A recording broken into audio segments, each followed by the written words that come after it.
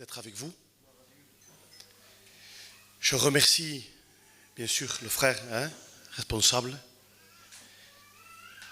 et tous les serviteurs qui sont là, qui auraient pu apporter le concours aussi bien que moi. Je bénis Dieu parce qu'on va parler d'une réunion de jeunesse. Je vois plein de jeunes devant là. Vous savez, un gâteau, on ne le laisse pas que pour les jeunes, on vient se le manger avec vous. Et le plus beau des gâteaux, il n'y avait pas de cerise dessus, il n'y avait pas de chantilly. Mais c'est Dieu qui l'a préparé pour Élie. Et la force qu'elle lui a donnée, c'était de marcher jusqu'à la montagne de l'Éternel. Lui, il croyait que tout était fini. Il croyait que tout était fini. Il avait résolu que tout était fini. Et puis il a prié. C'était dangereux quand il y prie. Parce que tout ce qu'il disait, ça s'accomplit. Il y a un homme avec ses 50, ils sont venus le voir, ils lui ont dit c'était un homme de Dieu. Et puis lui dit, mais si je suis homme de Dieu, que le feu descende et te consume. Le feu est descendu. Et puis ils sont revenus encore et que le feu descende et te consume. Élie, quand il parle, les serviteurs, c'est dangereux. Et là, il va parler. Je veux mourir. Normalement, il aurait dû mourir. Mais quand toi tu crois que c'est fini, Dieu commence. Et pour lui, c'était terminé. Si on m'aurait parlé de cet homme qui a fait descendre le feu sur le mont Carmel et qu'on m'aurait dit, où il est ce pasteur? On dit un exemple. Dimanche soir, le feu est descendu au Carmel. Où est-il? Mais je l'ai vu par là-bas. Puis je le suis, puis je trouve un pasteur. En dépression, sous un genêt. En train de vouloir mourir. Je me dis, c'est ça, c'est lui? Eh bien oui, des moments bas dans la vie, il y en a pour tous. On s'est tous assoupis sous un genêt, tous. Mais que Dieu soit loué, que peut-être tu es dans ce cas. Dans le cas dans lequel tu es sous le genêt en disant pour moi. Comment est-il possible que Dieu m'utilise encore? Heureusement que Dieu n'a pas exaucé sa prière. Un peu plus loin, il y avait le char de feu qui l'attendait. Un peu plus loin, il y avait Élisée qui allait être élu. Heureusement que Dieu n'a pas accompli sa prière. Moi, c'est fini, c'est terminé. Quand toi, tu crois que c'est fini, ou quand le diable te le dit, eh bien, Dieu a un chapitre à écrire encore avec toi. Que Dieu soit loué. Et je crois que Dieu n'a pas terminé, il n'a pas fini avec moi. Pourtant, j'aurais cru que j'avais un problème. Je ne suis pas venu pour vous parler de moi. Je n'ai pas fait 550 km pour vous dire qui je suis. Vous le savez. Nous, on passe et on trépasse, malheureusement. Mais ma vie a basculé en une seconde. Comme ça, vous allez voir, je boite un peu, vous allez comprendre pourquoi. Et après, on parlera que de Jésus. Mais même dans ce qui m'est arrivé, il y avait Jésus, heureusement. Eh bien, vous voyez, j'étais chez moi, j'avais mal au dos. Et puis, j'ai tendance à avoir des hernies discales.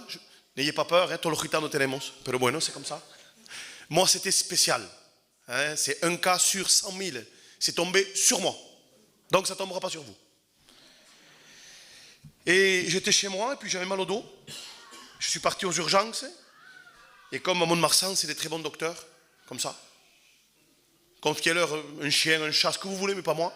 Je suis arrivé, ils m'ont dit, monsieur, pas d'urgence, pas de problème, tout va bien. C'est pas les mots, mais c'est ça. Pas d'urgence, rentrez chez vous. Le lendemain, je rentrais presque en chariot roulant. J'ai l'hernie discale qui a explosé dans le dos. Elle est passée par-dessus la moelle épinière. Et ça m'avait, on peut dire, comprimé tout le bassin, la jambe gauche, le pied. Je me suis retrouvé avec... je ne veux pas parler parce que je vais pleurer, parce que j'ai souffert. Mais j'écoutais un cantique qu'il a chanté, le frère. J'ai aimé. J'ai aimé. Mais aujourd'hui, je ne le vois plus pareil. Parce que, même qu'il m'arrive ce qui m'arrive, Seigneur, je t'adorerai, Quel chant facile. Que c'est facile de dire Amen. Et frère, Dieu m'entend, béni soit Dieu pour le chant que tu as chanté. C'est une merveille. Mais quand on est dans un lit d'hôpital et qu'on ne comprend pas pourquoi ta vie bascule et que tu te trouves sur un chariot comme ça en 24 heures. Et tu dis, Seigneur, je veux avoir une vie qui veut marcher avec Dieu. On n'est pas des tordus. Pardonne-moi pour le mot, peut-être un peu J'ai donné ma vie, j'avais 21 ans, j'en ai 51. Je lui appartiens, je mourrai avec lui. J'ai tout donné, j'ai essayé de me tenir comme je peux. Je dis, Seigneur, pourquoi? Eh bien non, je n'ai pas dit à Dieu pourquoi. Avec les larmes dans les yeux, quand tout allait mal, je disais à ma femme, j'aime Dieu. Et là, je n'avais pas envie de chanter. Si, je l'ai sur mon téléphone, j'ai chanté un cantique. Mais je vous promets que j'avais envie de pleurer. On était très mal. Mais ce que je sors de là, quand on passe par des moments mauvais, c'est là que jaillit tout ce qu'il y a dans ton cœur. Et moi j'ai vu que dans mon cœur il n'y a pas eu, ça n'a pas existé, béni soit Dieu. Ça aurait pu venir, c'était presque légitime que ça vienne, les frères. J'ai pas eu une révolte. J'ai pas eu à Dieu, mais Seigneur, je ne l'ai pas eu.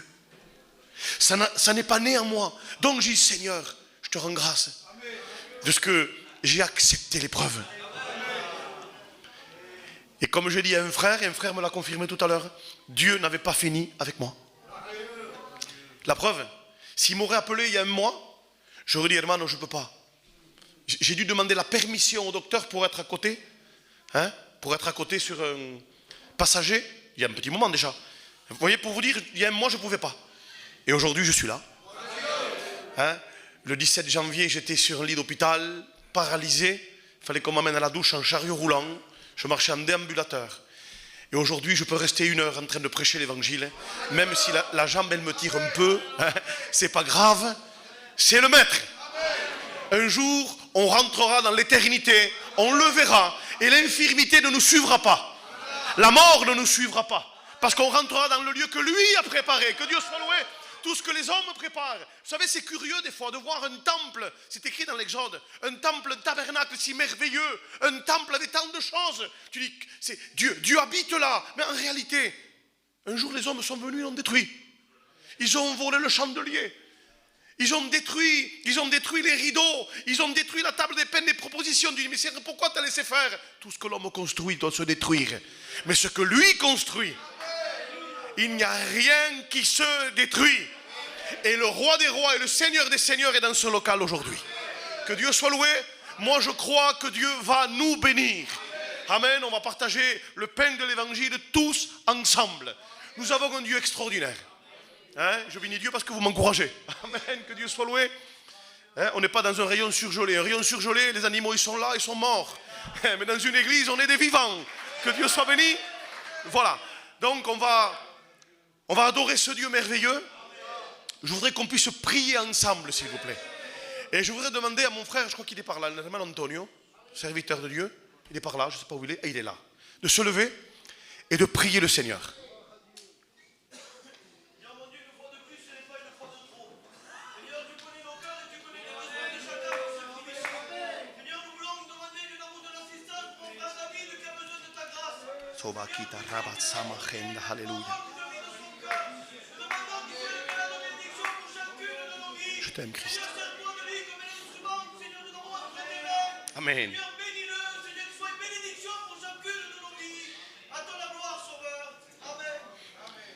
Que Dieu soit loué. Nous avons un Dieu extraordinaire. Je crois que vous ne me direz pas le contraire. On a un Dieu merveilleux. Et je m'adresse peut-être, il y a quelqu'un au milieu de nous qui ne l'a pas encore rencontré. Je veux te faire connaître qu'il est merveilleux. Il est extraordinaire. On en tombe amoureux. On en tombe amoureux. Entre nous et Dieu, c'est une histoire d'amour. Ce n'est pas une histoire de commandement. Ce n'est pas une histoire de tu ne tueras point, tu ne voleras pas, tu ne mentiras pas. Ce n'est pas du tout ça. J'ai rencontré l'époux. J'ai rencontré un père. Et à partir du moment où je suis rentré dans la vie du père, ces commandements n'ont pas été des commandements. Ça a été une règle de vie. Il a transformé l'intérieur de ma vie. Donc, nous ne sommes pas là comme portant un fardeau en nous disant l'évangile, il ne faut pas faire ça parce que j'irai en enfer. C'est terminé tout ça. Moi, j'ai tourné la page de l'enfer. J'ai trouvé Jésus. Et nous avons un Dieu qui voit. C'est merveilleux. Imaginez-vous un Dieu qui ne verrait pas. Un Dieu qui ne pourrait pas nous observer. Mais l'important, c'est de savoir comment il voit. Et oui, c'est important de savoir comment il voit. Parce qu'à une époque de ma vie, on a tous été étudiants au départ, et Dieu le sait, voilà, on n'a pas beaucoup grandi parce qu'on n'est pas des théologiens, même si ça fait quelques années qu'on prêche l'évangile quand même, vous voyez. Eh bien, au départ, c'est vrai que moi j'avais une vision de l'évangile, parce que quand on est candidat au départ, eh bien on est, pardonnez-moi s'il y en a ici, mais on est plus sain que les autres.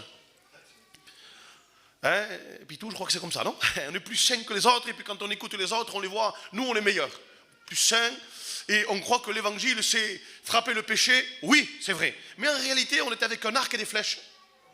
Monterez l'estrade, hein. On tire sur les gens. Le jour où tu m'invites à manger, même que tu me donnes du caviar, ne me le jette pas à la figure. Donne-moi du cassoulet de Toulouse, dans un plat en plastique, et porte-me-le comme ça en disant tiens, porte-moi une boîte de Lidl, mais porte-me-la comme ça. L'évangile, c'est pas un arc et des flèches. Vous avez compris? L'évangile, c'est un plat savoureux qu'on porte aux pécheurs. C'est pas un mur qu'on met devant les pécheurs en disant regarde, il faut ça, non. C'est un Dieu d'amour. Parce que le diable a son évangile aussi. Un évangile qui empêche les pécheurs de se convertir. Quand je parle de Dieu, je parle de son amour. Vous avez compris, je parle de sa miséricorde, je parle de sa compassion. C'est ça l'évangile. Et après on a grandi. Et il y a des choses que j'ai prêchées, des choses que j'ai dit, je me dis Seigneur, que j'étais ridicule, Seigneur. On a grandi. Et aujourd'hui, il y a une seule chose qui m'intéresse. La sainteté de Dieu m'intéresse par-dessus tout. Mais si jamais Dieu serait descendu dans sa sainteté, j'aurais été consumé. Mais Dieu est descendu dans son amour. Il n'a pas envoyé ses yeux, il a envoyé son cœur pour que je puisse, moi, comprendre combien il m'aimait. Je parlais dans la voiture avec le frère et je lui parlais un petit peu de l'amour de Dieu. On parlait ensemble de l'amour de Dieu. Et je disais, vous savez, le normal d'un père. Le normal d'un père. Je ne sais pas si je vais rentrer dans le message, tant pis. De toute façon, j'ai l'habitude. J'ai l'habitude que Dieu me change le message plusieurs fois sur ma chaise. Donc, je suis habitué, tu m'as habitué, Seigneur. Et puis, je ne cherche plus ce qui est beau, ni ce qui est grec, latin, tout ça, c'est fini. Hein, aujourd'hui, je veux parler de Jésus, rappelez-vous de lui. C'est tout. 5 lettres, ça suffit. Vous avez tout compris si vous avez compris Jésus. Pourquoi? Parce que Jésus veut dire sauveur. Donc, vous avez tout compris. Il n'y a pas autre chose.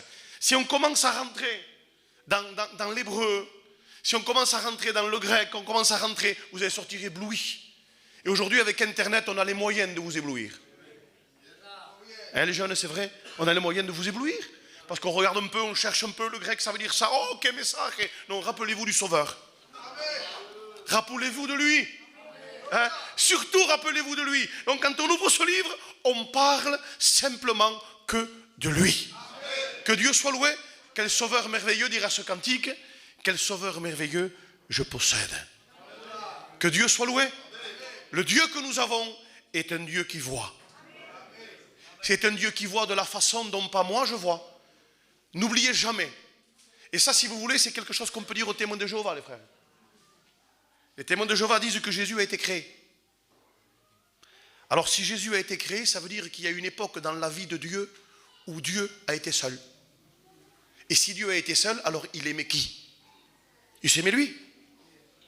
Vous savez très bien que quelqu'un qui s'aime lui, c'est un égoïste. Dieu s'aime lui, il s'aime à lui. Alors je m'aime, je me régale, je m'aime à moi. Non, Dieu a toujours eu un fils à aimer. Avant qu'il soit écrit Dieu créa, Dieu était Père. Il était avec son fils, il était avec le Saint-Esprit dans l'éternité. Dieu a toujours eu un fils à aimer. Et comme je disais, on parlait dans la voiture tout à l'heure avec le frère sur l'amour divin. Le normal d'un couple, d'un foyer, celui qui doit prendre les coups, c'est le Père. Si jamais on devrait dire, toi et ton fils, il y a un choix. Un des deux va mourir, un des deux va souffrir. Je crois que la question ne se pose pas, les frères. Qui prend la place? Moi. Et pour les petits-fils, encore pire. Hein? Il n'y a que les grands-pères qui ont rigolé là. Hein? Les jeunes ne savent pas. Vous allez voir ce que c'est un petit-fils. Ça vous rend fou. Vous faites ce que vous n'avez pas fait pour les autres. Enfin bref. Donc la logique, c'est le père qui prend la place du fils. Et qui se met devant et qui dit c'est moi, mon fils de côté. Mais si même Dieu le Père serait venu mourir sur la croix, le diable aurait pu lui faire un reproche. En disant, tu avais quelque chose de plus grand à donner. Tu avais quelque chose de plus valeureux à donner. Tu as caché ton fils. Mais quand le fils parle du Père, il dit Dieu, il a tant aimé le monde qu'il a donné ce qu'on ne pouvait pas donner. Il a donné ce que personne ne pouvait offrir. Même s'il s'était offert lui, il a offert le Fils unique qu'il avait avec lui dans le ciel. Le ciel a été vide, excusez-moi du mot, vide pendant 33 ans de sa vie sur la terre. Il s'est privé de son Fils pour que tu sois dans ce local et que je puisse te dire Dieu t'aime. Et que je puisse te dire que Dieu te voit. Et Dieu ne te voit pas comme un juge, Dieu te voit comme un père. Et il sait, il connaît les moindres recoins de ta vie. Non pas comme quelqu'un qui va t'épier avec une loupe, mais il te dit, je sais, je connais, et j'ai moi la solution. Que Dieu soit loué. Il y a un texte dans la parole de Dieu, dans Luc chapitre 5, qui dit comme ça, Jésus sortit et il vit un publicain.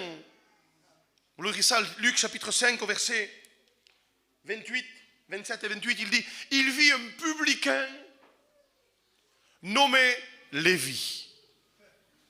J'aime ce petit mot, on le retrouve plein de fois dans la Bible. Dieu voit. Jésus vit.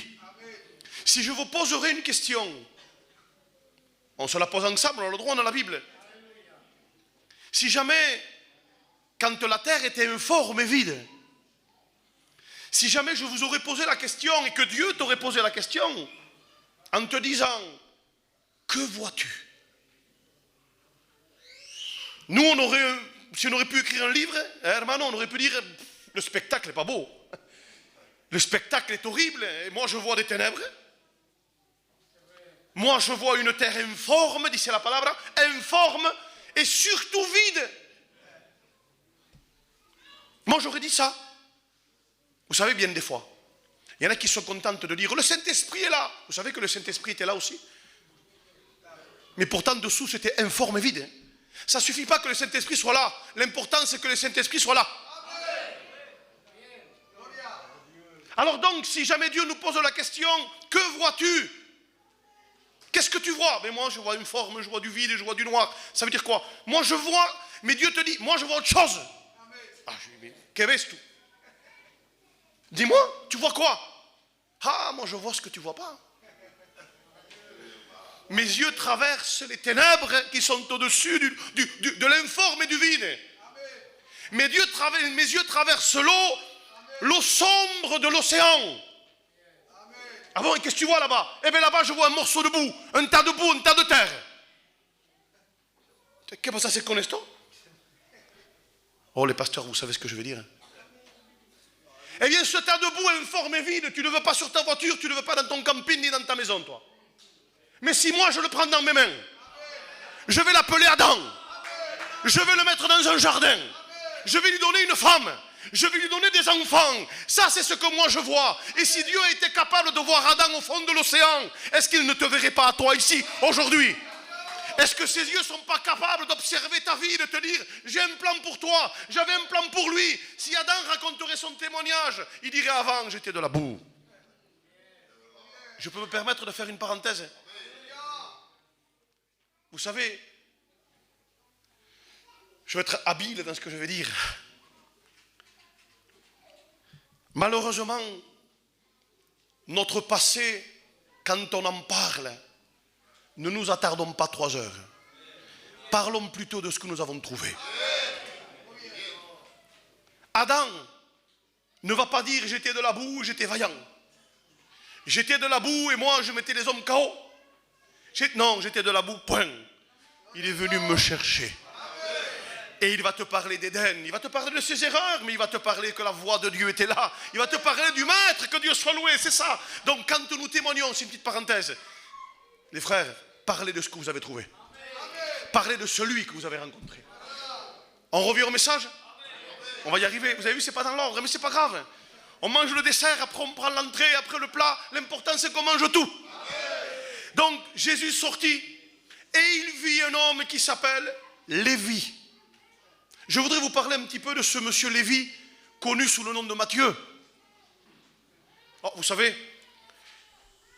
dans ce moment-là, quand il est assis, c'est un publicain. Si jamais je lui aurais dit, que moi, je me serais approché de lui, j'aurais dit, Lévi, tu vas écrire un évangile un jour. Bah, il vous aurait dit, mais enfermez-le.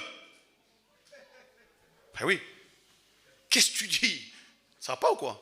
Moi, avec le cœur que j'ai. Pourquoi je vous parle comme ça? Vous savez ce que c'était un publicain? Un publicain, je sais qu'elle met du calot, on va comprendre. Hein? Là, vous allez très bien comprendre. Si je vous parle d'inspecteur des impôts, vous avez tout compris. Imaginez-vous que je vais vous raconter ce que c'est un publicain, que notre frère est responsable ici, ancien. Demain, il a envie de se mettre inspecteur des impôts de los gitanos. Mañana lo quitamos de responsable. Et qui doit passer chez vous, a ver cuánto has hecho tú. Et qui note tout, et qui va aux impôts pour dire, voilà, moi je suis l'inspecteur des impôts de los gitanos, voilà Matthieu. Matthieu, c'était ça en Israël. Matthieu, c'était ce travail en Israël. Et je me suis posé la question, j'ai dit, Seigneur, qu'est-ce qui a pu motiver Matthieu à faire ça? Parce qu'on ne fait pas un travail comme ça parce qu'on a envie. Il y a des travaux qu'on choisit. Vous avez compris? Moi, si j'ai envie d'être un voleur, c'est parce que je veux. Je ne pourrais pas être avocat ni docteur. Je suis d'accord. Mais il y a certains métiers que si je les fais, c'est parce que j'ai envie. Et Matthieu, pour en arriver là, il devait avoir un cœur. Il a dû avoir un problème dans sa vie un jour. Il a dû avoir un problème avec son peuple. Un peu comme Zachée. Zachée, c'était le chef de Matthieu. Chef des publicains, c'est écrit dans la Bible, vous le regarderez. Chef des publicains, mais lui, la Bible nous dit, elle nous parle de son handicap petit. Certainement que ça a été un homme moqué. C'est des gens, pour faire ce travail, il fallait avoir de la rancœur contre son peuple. Et Matthieu devait avoir un cœur blessé, assombri. Il devait avoir une âme de rancœur. Il devait ne plus aimer son peuple. Donc comprenez bien qu'en tant qu'inspecteur des impôts, il avait l'habitude qu'on le regarde. Et mal. Il était habitué. Quand il était assis, là, au banc de péager, tranquillement, là, il attendait qu'on vienne lui donner les sous. Croyez-moi, les regards, il avait l'habitude, hein, qu'ils l'ont mis mal. Il avait l'habitude d'être jugé. Il avait l'habitude d'être critiqué. C'était, vous avez deux sortes de vitres. Vous avez les vitres comme ça et vous avez les vitres blindées. Celles qui sont comme ça, avec un marteau, on peut les casser. Mais quand elles sont blindées, vous pouvez tirer au fusil. Ça ne traverse pas. Pourquoi? Matthieu, il était blindé. Les regards, on pouvait le regarder. On pouvait le fixer. Tout ce que vous voulez. Matthieu, c'est fini, il n'y a plus rien. Un matin, il se lève. Il va s'asseoir. Tranquille. Il a bu son café avec le croissant. Il est assis. Et puis, certainement, plein de gens, toujours pareil, hein, ils regardent, voilà, le traître, et qui, il y a un tosgado. Hein. Et tout d'un coup, Matthieu, vous allez comprendre pourquoi je dis ça. Hein, je ne l'invente pas. Pour entrer dans la scène. Matthieu commence à... Il est tracassé, quelqu'un le fixe. Il a pourtant l'habitude. Hermanos, il a l'habitude qu'on le regarde. Vous me regardez à moi là. Mais moi je ne suis pas tracassé. Je le sais, c'est moi qui prêche. Mais si jamais je serais assis là-bas et que tout le monde me regarde et que le pasteur vous ne le regardez pas, je dis, il y a un problème. Hein? N'est-ce pas? Il y a un problème. Hein? Mais là, Matthieu, lui, il y a quelqu'un qui le regarde, mais il ne le regarde pas comme les autres. Il sent que quelqu'un a pénétré à l'intérieur. Il sent que quelqu'un fixe ce que personne n'a vu. Quelqu'un qui a traversé les poumons, les côtes, le cœur et ça rentre dedans. Il est là et Matthieu il commence à trembler. Il dit, mais qui c'est celui-là qui me regarde? Qu'est-ce qu'il se passe? Il a compris que dans ce regard, il y avait quelqu'un qui connaissait la situation de Matthieu. Il dit, il y a quelqu'un qui sait ce qui se passe à l'intérieur de mon cœur. Et le regard que Jésus a porté sur Matthieu, c'est le même qu'il a sur toi. C'est exactement le même. Jésus ne regarde pas comme les hommes. Quand on passe à côté, pardonnez-moi pour le mot, je vous demande pardon avec le respect que je vous dois, on passe à côté de quelqu'un qui se drogue, nous on regarde et quand on part on dit c'est le drogué. Quand on voit quelqu'un qui est ivre et qu'on passe et qu'on dit ça c'est quelqu'un, c'est un alcoolique. Quand on passe devant quelqu'un qui est un bagarreur, eh bien on dit rien et quand on parle avec notre femme on dit ça c'est un bagarreur. C'est ce que moi j'ai vu. Quand je passe devant quelqu'un qui fait la manche, je dis ça, c'est un mendiant. Mais quand Jésus passe devant le drogué, il ne regarde pas ni la drogue, il ne regarde pas ni l'état, il regarde le cœur, il dit ça, c'est un pécheur qui a besoin de moi. Quand il passe devant un homme qui est ivre, il ne dit pas ça c'est l'alcoolique, il dit ça c'est quelqu'un que je peux libérer de son alcool.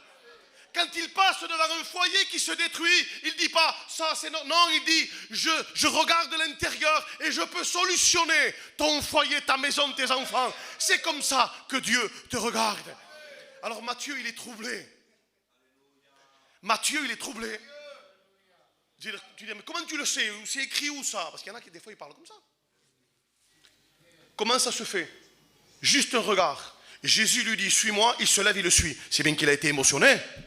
C'est bien qu'il s'est passé quelque chose, les serviteurs, n'est-ce pas? Ça passe algo adentro. Il y a eu quelque chose qui s'est passé à l'intérieur. Quel regard que le regard de mon Dieu. Quel regard, vous voyez, quand je fais comme ça, la jambe c'est fini, j'y pense plus. Hein? Béni soit Dieu.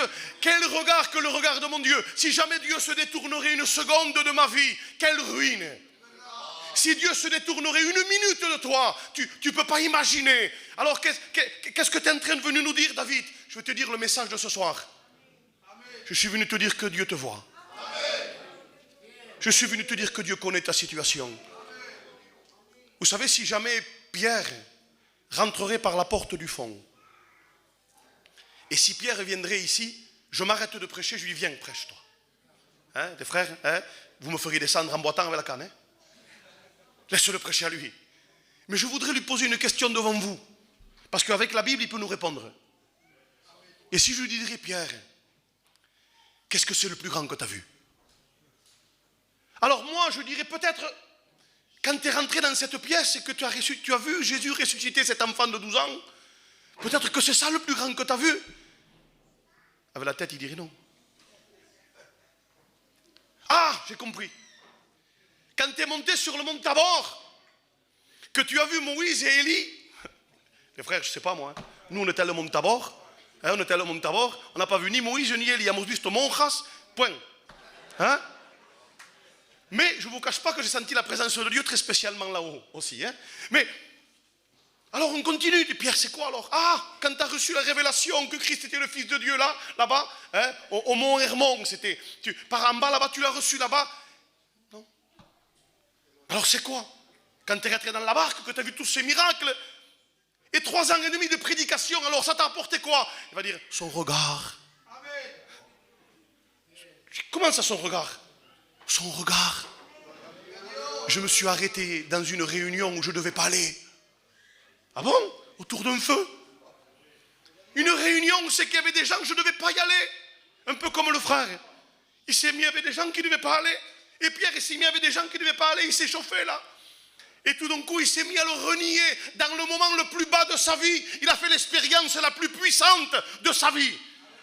Alors il aurait pu dire son regard. Et là, regardez bien, il est là autour d'un feu, il le renie pendant que Jésus se fait frapper à l'intérieur.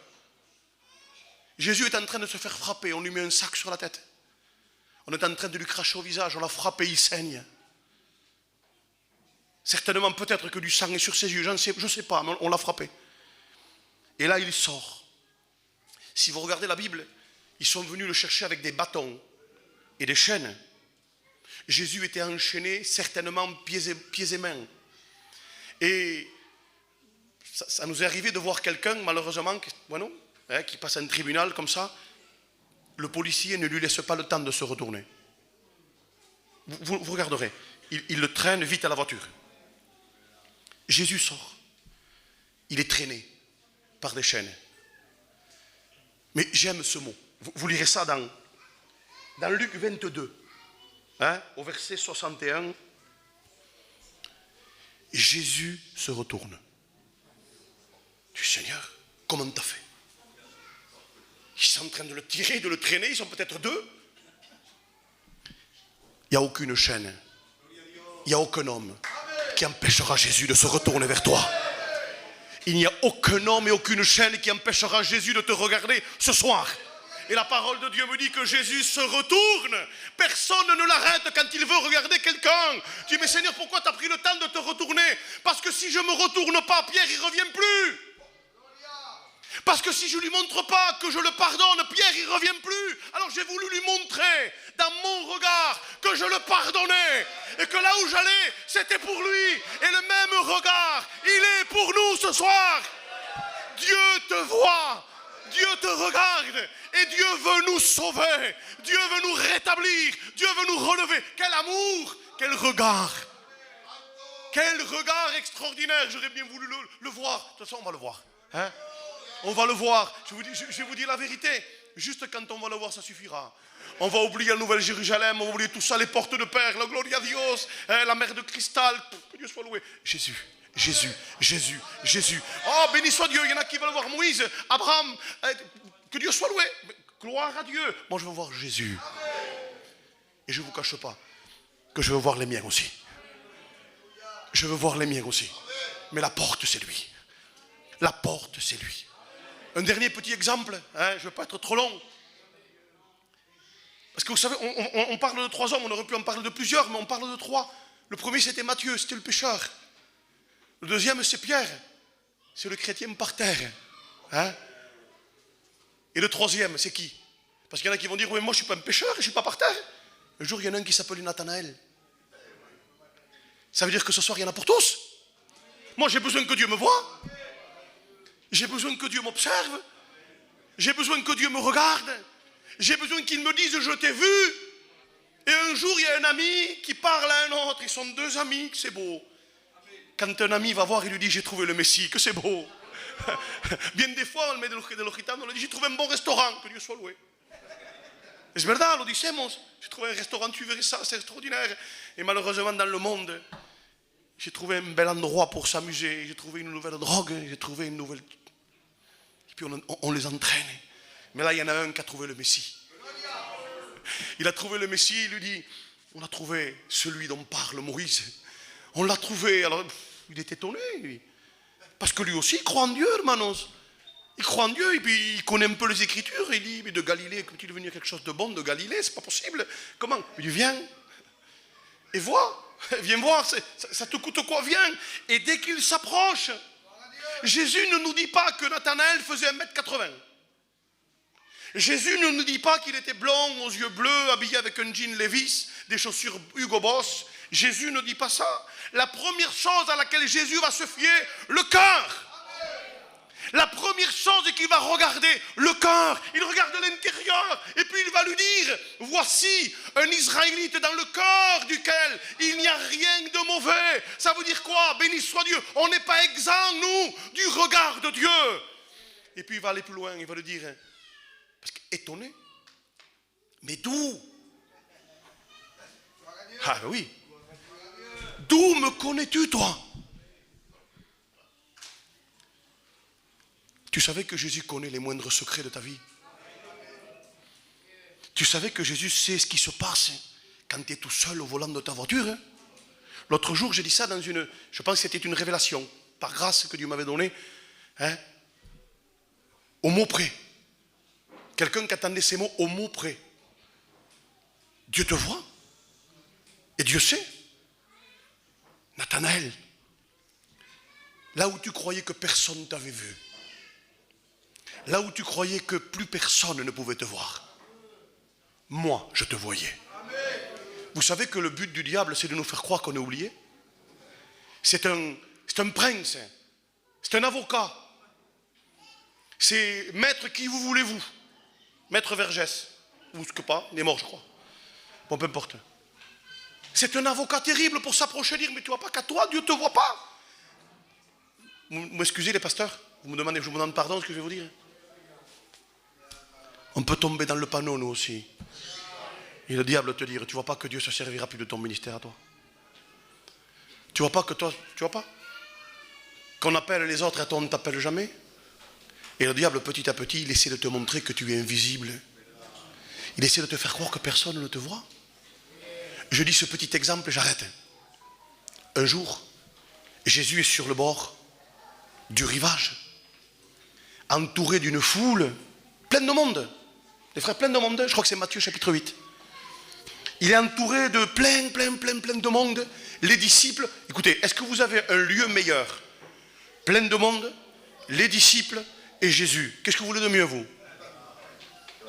Je crois qu'on est bien ce soir ici.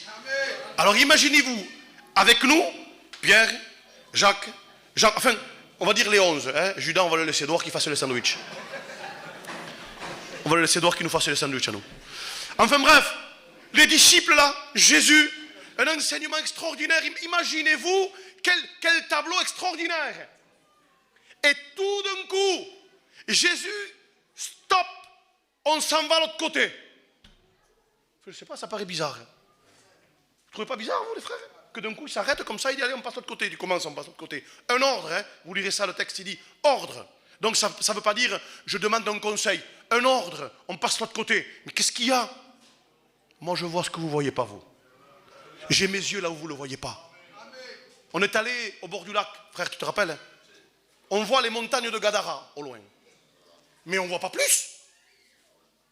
Même avec des jumelles, on ne voit pas plus. Mais Jésus pouvait dire, à 1 kilomètre ou 2, je ne sais pas combien, qu'est-ce que vous voyez là-bas, vous? Moi, la montagne de Gadara.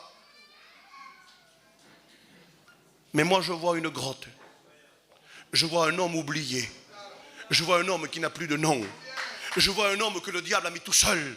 Je vois un homme qui est sûr qu'il ne s'en sortira jamais. Moi, je le vois. On y va. Et lui, pendant qu'il est en train de se lamenter, une barque vient vers lui, dans laquelle il y a Matthieu, Pierre, Jean, Jacques. Ils sont tous à l'intérieur. Ça veut dire quoi? La parole de Dieu est en train de naviguer vers lui. Les évangiles sont en train de naviguer vers lui. Et lui, il se fait des soucis. Je m'en sortirai jamais. Dieu vient vers toi ce soir.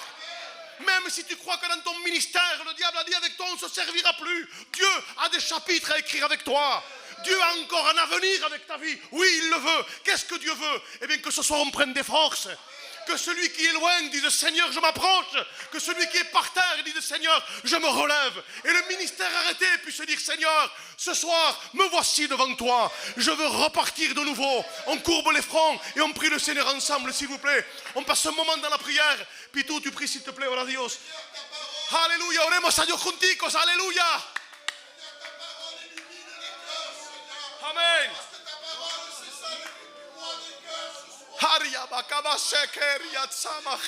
Alléluia. Gloria a tu nombre. Sí, Señor. Alléluia. Sí, mi Dios. Alléluia.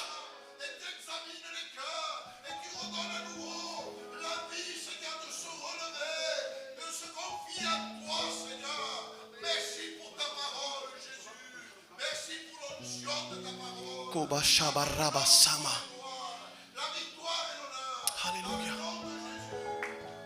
Amen. On courbe les fronts, s'il vous plaît. Cogemos un tiempo ahora. Il y a eu le moment où c'est que nous avons prié, le moment où nous avons chanté. Il y a eu le moment où nous avons prêché.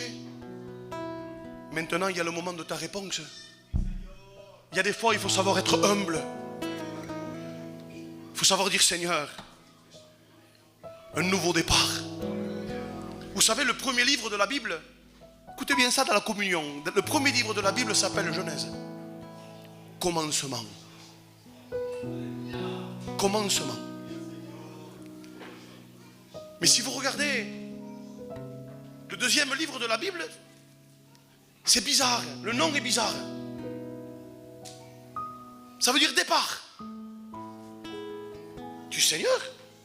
Si j'ai commencé, pourquoi départ? Parce que si tu suis la Genèse, la fin de la Genèse, elle finit en Égypte. La fin de la Genèse, elle finit en Égypte.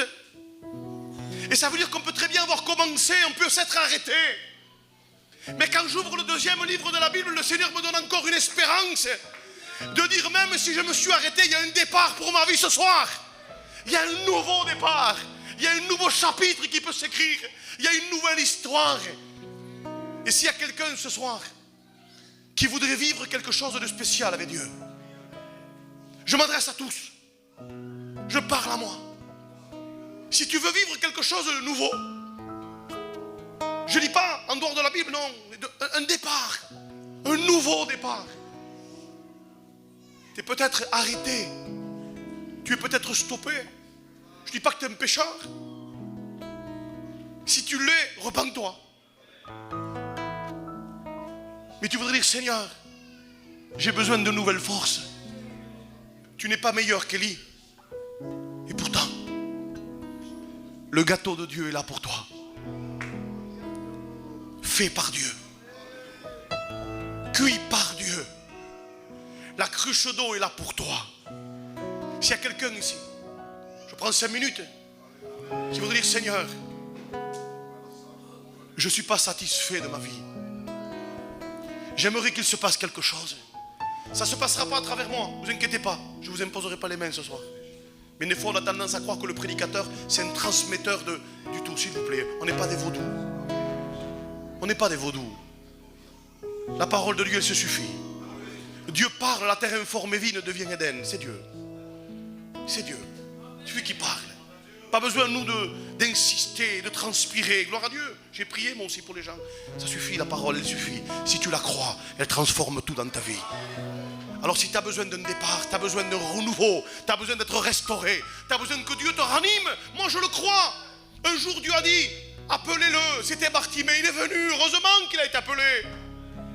Et il s'est levé, et béni soit Dieu. À quoi ça sert d'être juif, israélite et de ne pas contempler le ciel d'Israël? Il aurait pu dire. À quoi ça me sert d'être en Israël et de ne pas contempler les montagnes? J'ai besoin de retrouver la vue. De quoi as-tu besoin ce soir? Quel que soit ton besoin, Dieu est capable de te l'accorder. Seulement si tu es honnête et humble pour reconnaître que tu en as besoin. Eh bien s'il y a quelqu'un dans ce cas-là qui manque de force et qui voudrait dire Dieu Seigneur c'est moi ce soir, à la place où tu es, est-ce que tu oserais te lever et dire Seigneur c'est moi? Même Dieu te voit. Moi Seigneur, Dieu te voit. J'ai besoin de force ce soir. Et un autre va dire je me donne à toi Seigneur. Je donne ma vie à toi. Eh bien lève-toi aussi. Un autre va dire je me suis arrêté sur le chemin Seigneur. Mais ce soir me voici debout devant toi pour repartir et marcher derrière toi. Est-ce qu'il y aurait quelqu'un d'autre? Que Dieu soit loué s'il n'y a personne d'autre. Mais dommage, ne passe pas à côté de ce que Dieu a voulu te dire ce soir. Il te voit. Il te regarde. Y en aurait-il que 2? Gloire à Dieu, moi mon voyage il est payé déjà. Ça y est, pour 2 je suis heureux. Mais quel dommage. Tu vas rentrer dans ta voiture et tu vas dire si j'avais su. De toute façon Dieu me voit. Oui mais bon, Dieu te demande un effort ce soir. Je t'appelle une dernière fois. Amen. Je t'appelle une dernière fois. J'appellerai plus. Je ne veux pas insister pour faire du nombre. En el nombre de Jesús, levántate ahora. Je te demande, frère, sœur, lève-toi. Et montre à Dieu que tu veux partir. Montre à Dieu que tu veux marcher. Montre à Dieu qu'il aura la victoire avec toi. On va prier maintenant pour ceux qui se sont levés. Je veux demander aux frères responsables de venir ici et de prier pour ces personnes.